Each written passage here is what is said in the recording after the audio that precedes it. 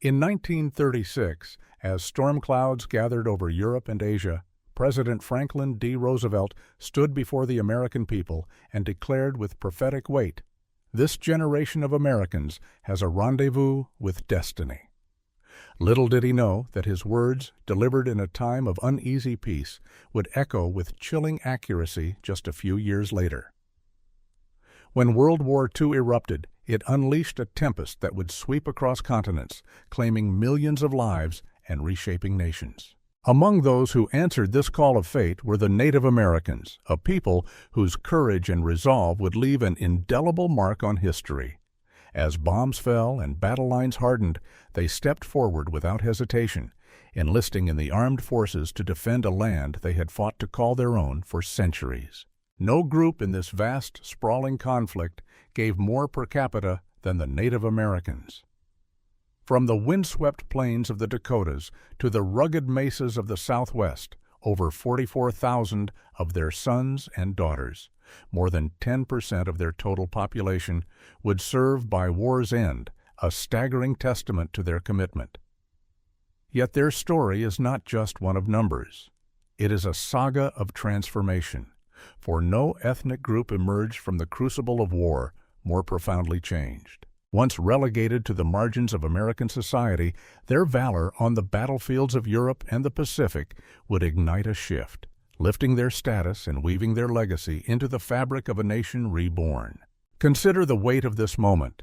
In 1936, when Roosevelt spoke, Native Americans were still grappling with the legacy of the Indian Citizenship Act of 1924, a hard-won recognition that came only after decades of struggle. Just 12 years later, they would prove that citizenship was more than a legal status. It was a bond forged in blood and sacrifice. The Second World War became their proving ground, a stage where their loyalty shone brighter than ever before, surpassing even the contributions of other groups in sheer proportion.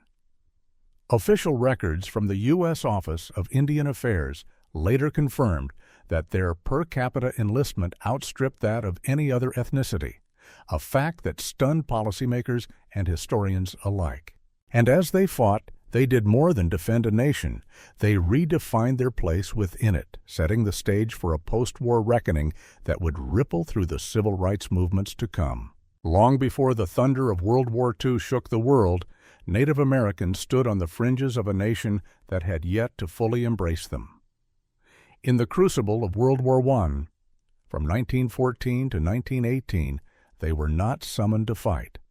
No draft called their names, for the United States did not recognize them as citizens until the Indian Citizenship Act of 1924.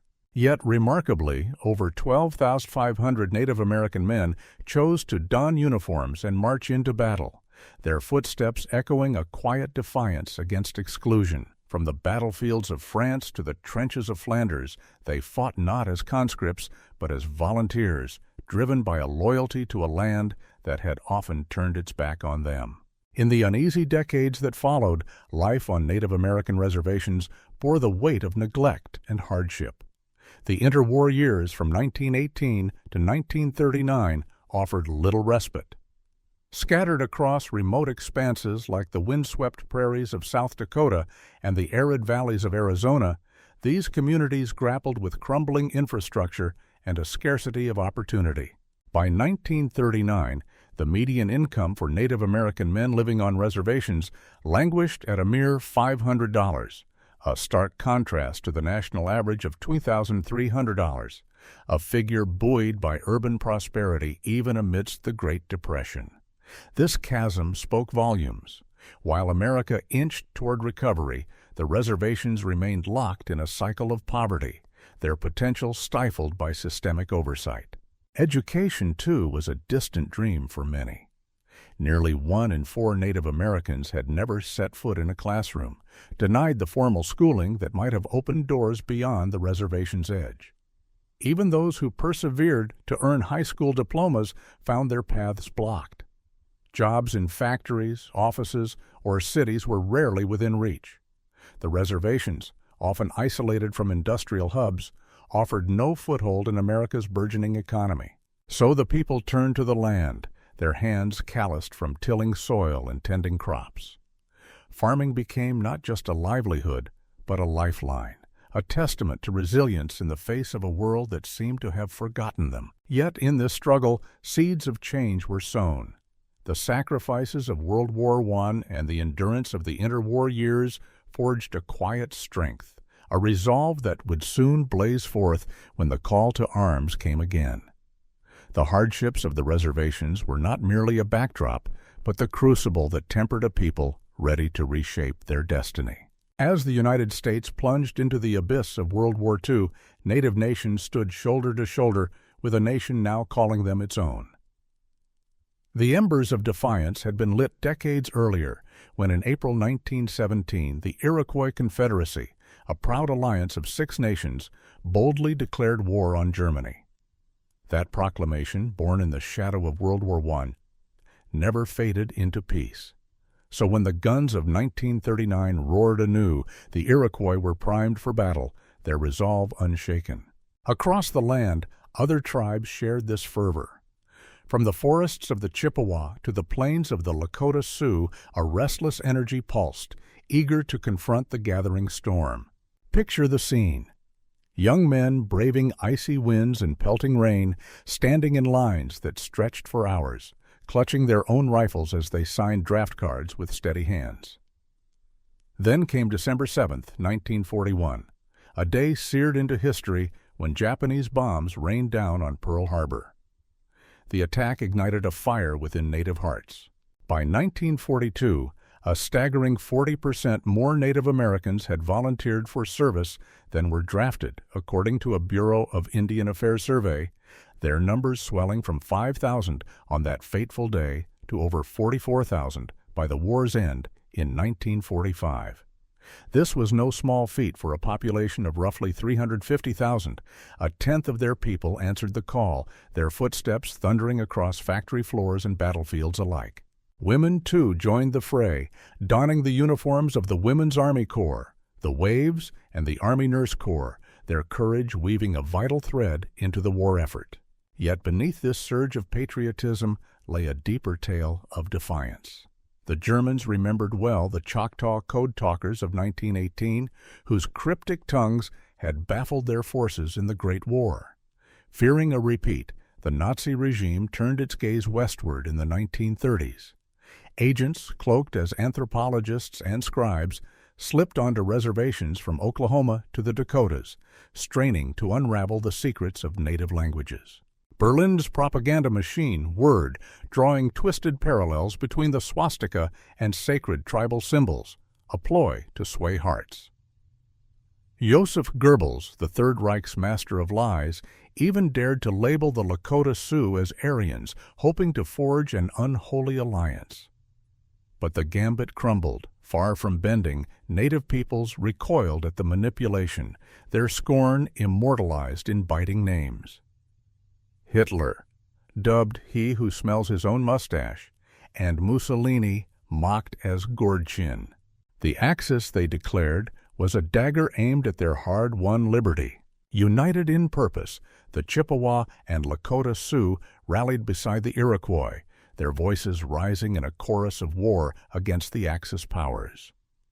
Barriers of language and literacy fell before their will. On reservations, where English was often a stranger and books a rarity, men and women gathered in makeshift classrooms, tracing letters and mastering phrases through remedial courses. Illiteracy bowed to determination, and by the time they marched off to war, they carried not just rifles but a newfound fluency, ready to defend a freedom they refused to surrender. As World War II raged, a remarkable alchemy unfolded across America's vast expanse. Native Americans, white soldiers, and citizens of every stripe found themselves bound by a singular purpose: to shield their nation from the jaws of tyranny. In muddy trenches and bustling war plants, these unlikely allies toiled side by side, their sweat and blood mingling in a shared fight for freedom. This unity, forged under the crucible of war, began to chip away at the iron walls of racial division that had long scarred the armed forces. Where once segregation reigned, camaraderie took root, whispering promises of a new dawn. Beyond the barracks, the nation watched in quiet awe, its perceptions shifting as native valor illuminated the shadows of prejudice. From this crucible emerged a spark that would later blaze into the post-war civil rights movement, a testament to the war's power to reshape not just borders, but hearts. Yet the native contribution stretched far beyond the front lines. With unwavering resolve, they poured their meager earnings into the war effort, purchasing treasury stamps and war bonds that swelled to a staggering $50 million by 1944. Picture this. Families on reservations, where annual incomes once hovered at a paltry $500, scraped together every dime to buy these bonds, their faith in victory outweighing their own privation. Adjusted for inflation, that $50 million equates to over $700 million today. A colossal sum from a people often overlooked, proving their stake in America's triumph was as deep as any. The land itself bore witness to their sacrifice. From the rugged hills of native reservations flowed a lifeblood of resources, oil to fuel tanks, gas to power planes, lead and zinc for bullets, copper for wiring, and coal to stoke the engines of war. These treasures, wrested from ancestral soil, fueled the military machine that crushed the Axis. And then there was the Navajo Reservation, a quiet titan in the war's darkest chapter. Deep beneath its sun-scorched earth lay helium, a rare gas that the Manhattan Project harnessed to craft the atomic bombs dropped on Hiroshima and Nagasaki in August 1945.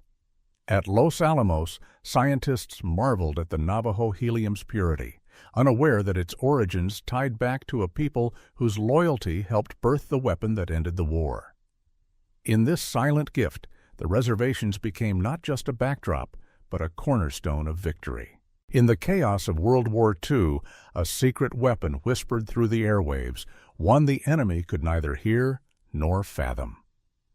The U.S. Army, wise from the lessons of the Great War, turned once more to Native Americans, summoning their ancient tongues to shield the nation's plans. These weren't just languages, but living codes, woven from centuries of tradition, so intricate and obscure that no outsider could unravel them. From the mesas of the Southwest to the forests of the North, warriors from over 24 tribes stepped forward, their voices becoming the backbone of an unbreakable shield.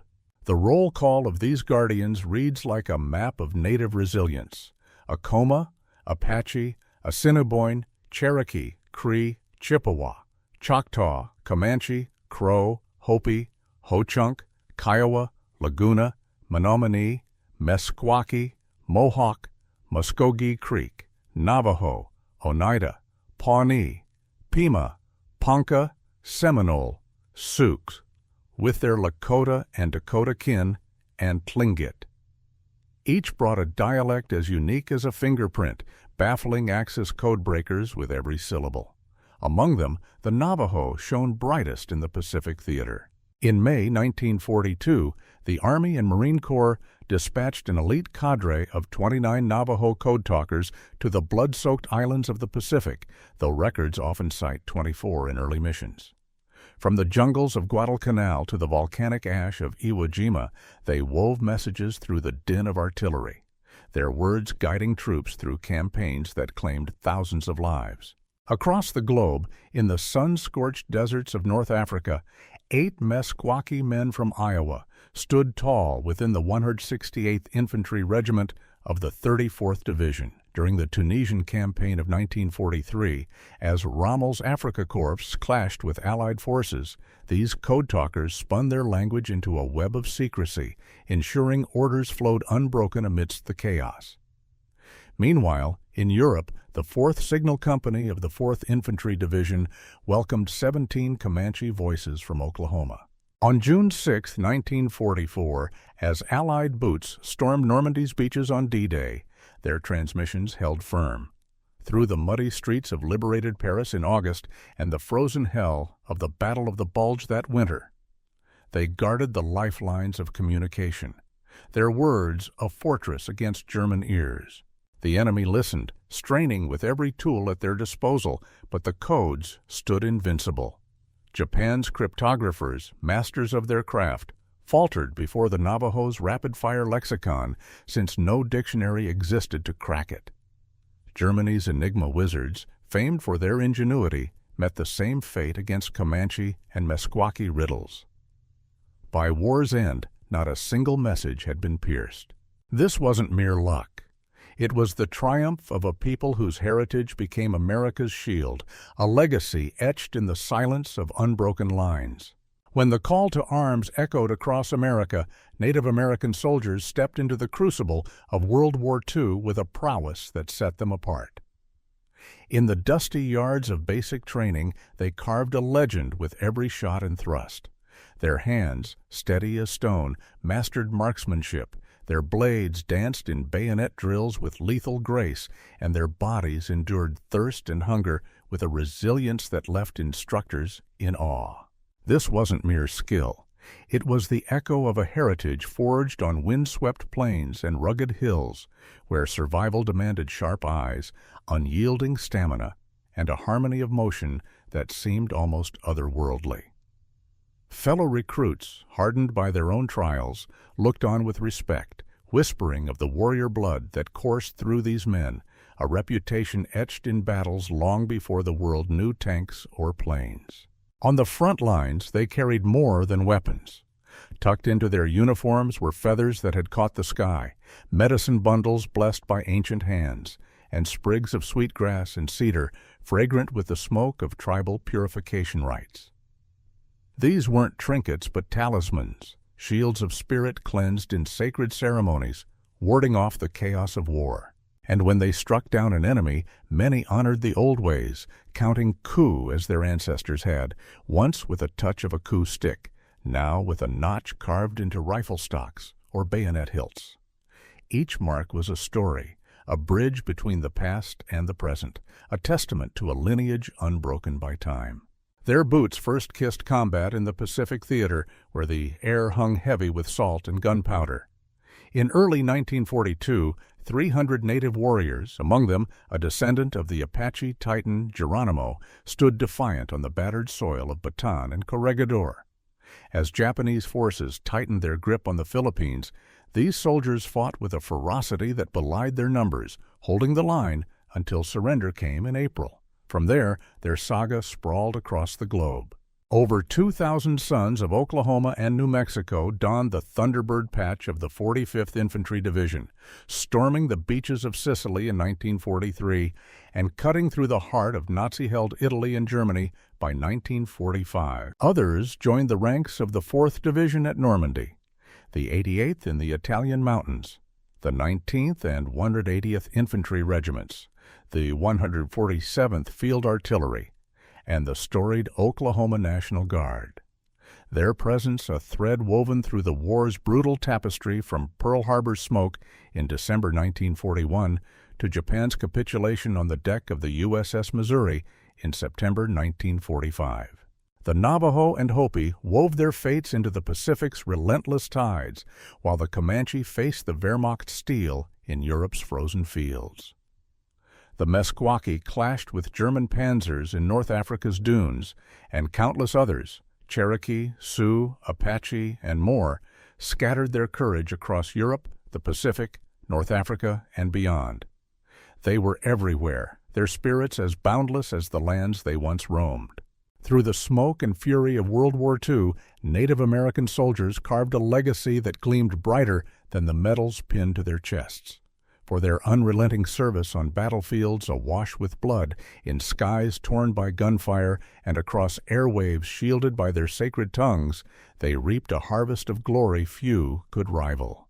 By war's end, their valor had earned them at least 71 air medals, each a tribute to daring flights that defied the chaos of combat. 34 distinguished flying crosses adorned their names, badges of honor for those who danced with death above the clouds, their wings slicing through enemy fire with breathtaking precision. On the ground, where steel met flesh, their courage shone no less. 51 silver stars glittered in the annals of history, awarded to warriors who faced the enemy head-on, their bravery a beacon in the darkest hours of battle. 47 Bronze stars joined the tally, each one a testament to acts of heroism and steadfast duty, from the jungles of the Pacific to the snow-choked forests of Europe. And then, rising above all, came 5 Medals of Honor, the nation's highest accolade, bestowed upon a handful of souls who stared into the abyss and emerged as legends. Among them stood men like Ernest Childers, a Creek warrior who, in 1943, single-handedly silenced German machine guns in Italy, and Jack C. Montgomery, a Cherokee whose ferocious charge at Anzio saved countless lives. These 5 stars stood rare among fewer than 3,500 awarded in a war of 16 million, speaking volumes of a sacrifice that transcended duty. This wasn't just a tally of medal and ribbon, but a resounding echo of a people's worth. Each medal carried the weight of countless untold stories, of Navajo voices guiding Marines through Iwo Jima's ash, of Comanche whispers foiling Nazi plans at Normandy, of Meskwaki resolve in Tunisia's sands.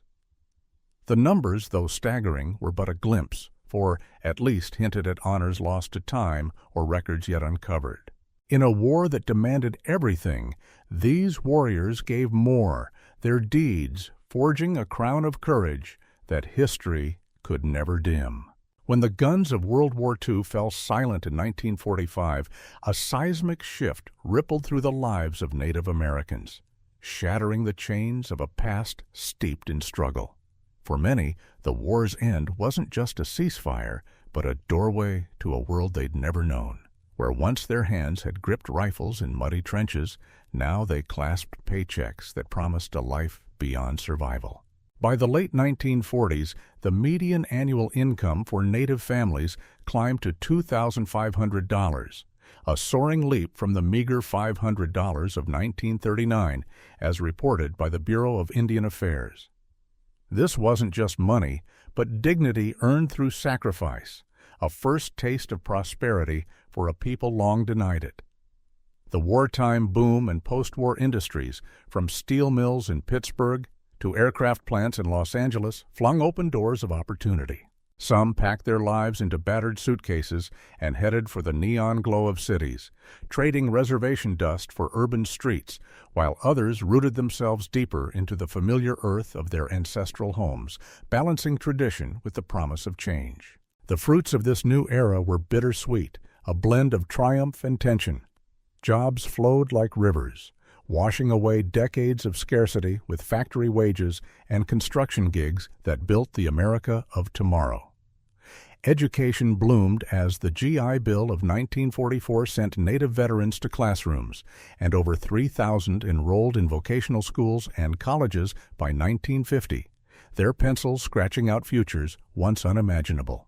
Healthcare followed, with clinics rising in cities and funds trickling to reservations, offering bandages and medicine where only herbal remedies had reigned before.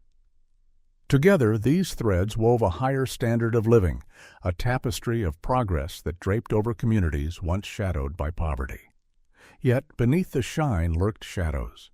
The pull of the cities thinned the threads of tribal authority, as young voices drifted from council fires to factory floors, weakening the old ways. And with progress came peril, for the specter of federal policies like the Termination Act loomed by 1953, threatening to dissolve reservations and scatter their security to the winds, a fear that gnawed at those who stayed behind. In the end, the war taught Native Americans a profound truth. They could stride across 2 realms with unwavering grace. From the concrete canyons of Chicago to the quiet mesas of Arizona, they forged lives that honored their roots while embracing the pulse of a modern nation. This was no mere survival, but a triumph of spirit, a dance between worlds that echoed their resilience through the ages.